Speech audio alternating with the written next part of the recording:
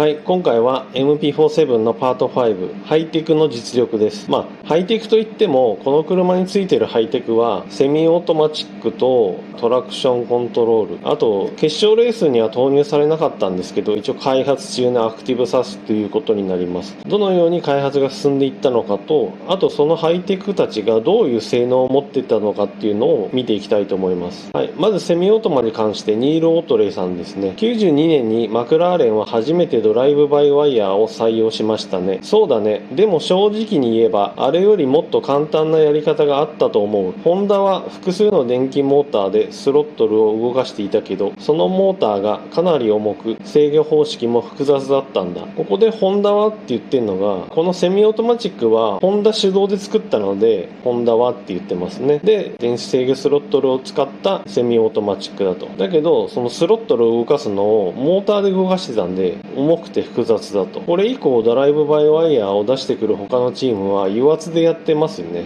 やっぱそれの方がシンプルで良かったんでしょうね。スロットルを戻さずシフトアップできるようになったのはその時からですか？いや、それはまだできなかった。でも振り返ってみれば技術的には可能だったと思う。当時でもスロットルを踏んだままでの変速ができない理由はなかったのだが、私たちは手を出さなかった。重くて複雑なシステムの意味はと私は思います。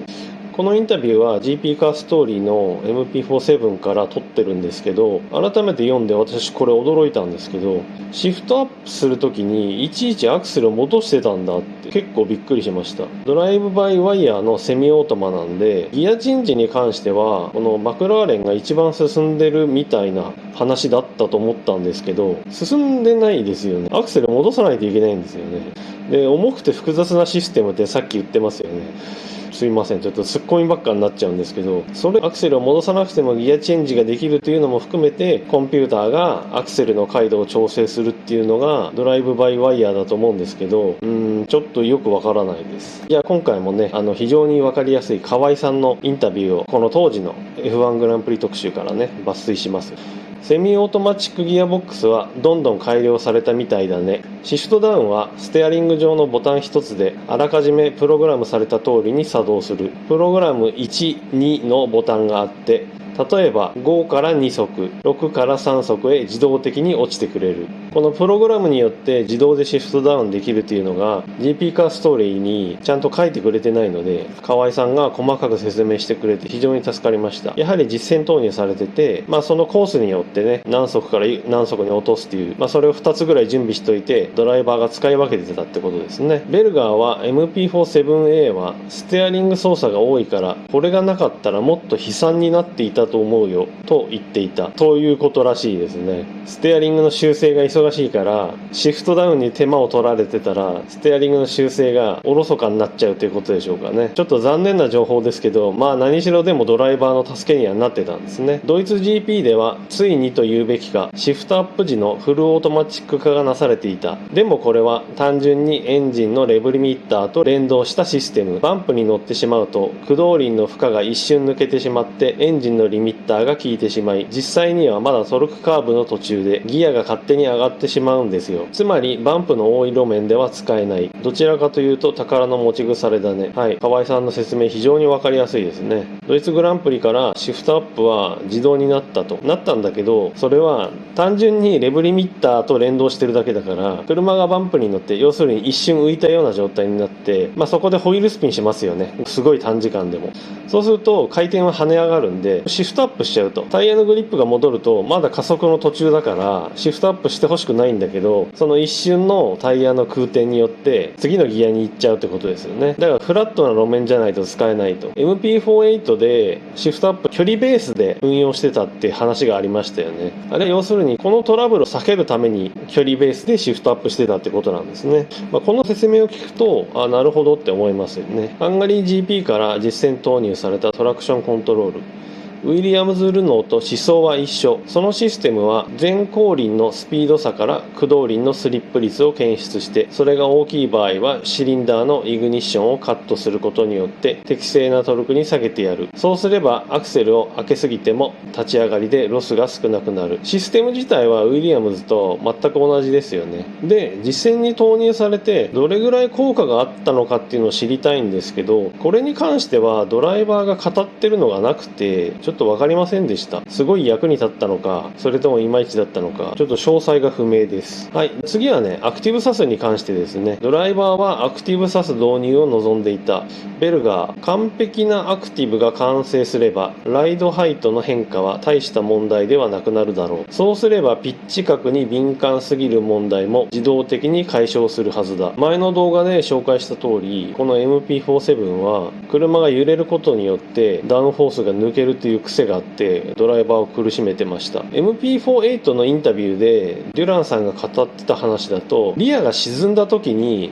激しくダウンフォースがストールする、ダウンフォースが抜けちゃうって話をしてたんで、このベルガーが言ってるのは車のリアの沈み込みをアクティブサスで制御して不必要に沈み込まないようにすればダウンフォースの抜けはなくなるので運転はしやすくなるってことを言ってるわけですよね。で、セナもアクティブサスの導入は望んでいたようです。で、じゃあ実際開発がどうなってたのかっていうのをデュランさんに語ってもらいます。アクティブサスペンションの搭載は予定されていたのでしょうか。ホンダの指導でロータスと似たようなシステムを作ろうとしていたんだ。ところがこのシステムが複雑で開発は遅々として進まない。とてもじゃないがシーズンに間に合いそうもないということになる。これも先ほどのセミオートマと一緒でホンダがメインでアクティブサスの開発も進めていたということです。もちろん本当はこれサスペンションは車体の一部ですからマクラーレンが作りなさいって話なんだけど、そこに手も回んなかっただろうし作れる人もいなかった状態だということだと思います。で、はい、すいません、話が戻って、そう開発は遅々として進まない、とてもじゃないが間に合いそうもない。このロータス方式は油圧で車高の管理から衝撃の吸収まで全てやるという非常に複雑なシステムなんですけど、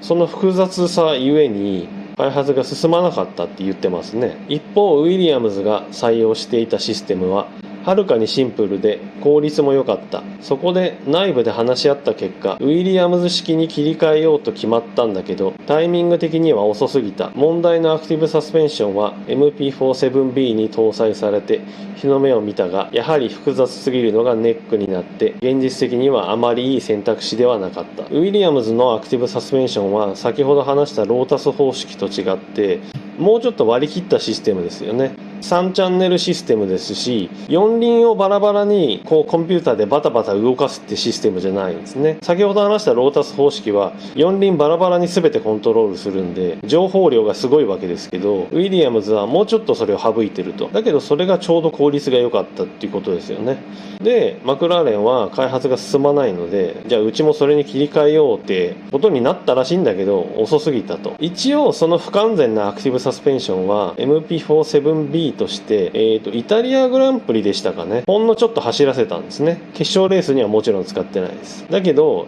ダメだったと。はい、また河合さんのインタビューです。セナもベルガーもアクティブは敏感すぎると言ってた。どういうことかというとコンピューターが介入しすぎるということなんだ。路面からのいろいろな情報をあれもこれもと欲張ってコンピューターに入力している。はい、やっぱりそうなんですね。複雑にいろんな情報をインプットしてサスペンションを動かそうとしてるので不必要に動いちゃうんでしょうね。そうするとドライバーとしては逆に邪魔になってしまうでしょうね。そうするとドライバーの意思に反したアクションをしてしまうんだろうね。その点ウィリアムズはどの情報を処理してどれを捨てるかの見切りがうまい。だからうまくいってるんだと思う。やっぱりそうなんですね。ドライバーの意思に反しちゃうと。でウィリアムズはどの情報を使ってでどの情報を捨てるか割り切って動かしてるのでうまく動いてるということですね。河合さんの話は本当に分かりやすいですね。とにかくハイテク満載なんだけどどのシステムもコンマ何秒しか稼げないんだよね。結論を言ってしまえばハイテクはすっぱだかの状態できちんと走ってくれるシャーシがあってこそだと思う。欠点を個とするような思想ではダメなんだよ。はい、河合さんすごいズバリ言ってますね。テレビで、ピットリポーターとして出てくる河合さんはもちろん余計なことは言わないんで全然何を思ってるかわからないんですけど、こうやって河合さん一人が喋る単独の記事になるとこんだけいろんなこと言ってくれるんですね。非常にわかりやすい。それかもしくはテレビでは余計なこと言うなと言わわれてたのかもしれないですね。はい。で、ごめんなさい。はい。話が戻って。で、この河合さんの話は、空力に関しても前言ってましたよね。そう。元がダメなのに、ごちゃごちゃ余計なことしたってダメなんだよっていう話をしてましたね。だからハイテクに関しても同じこと言ってますね。シャーシがきちんとしていればこそ、ハイテクも生きるんだと。それをごまかすような考え方じゃダメだと。はい。その通りですね。なんで、この MP47 のハイテクに関して、セミオートマはだんだん進化していって、ドライバーの助けにはなっていたようなんですけど、やはり何かところどころ不完全なところがあると。で、アクティブサスペンションは全然形にならなくて、やっと試しに走らしたけど、ドライバーからの反応は悪かったと。で、作り直そうとしたら終わっちゃったと。セミオートマもアクティブサスも目標を高く掲げて作り出すのはいいんだけど、結局手こずってしまってますよね。これもレースを知らない素人の考え方なのかもしれないんですけど、複雑なものを時間かけてなかなかできないより、すぐにドライバーの助けになるものを短い時間で出してあげるって考え方の方がレースの結果には結びつくような気がするんですけど、技術というのはそんなに簡単なものではないのかもしれないですけど、どうなんでしょうかね。皆さんはどう思いますか？はい。いつもね、コメント、高評価ありがとうございます。チャンネル登録者もどんどん増えてきて大変助かります。引き続き、はい、動画頑張りますんで、応援よろしくお願いします。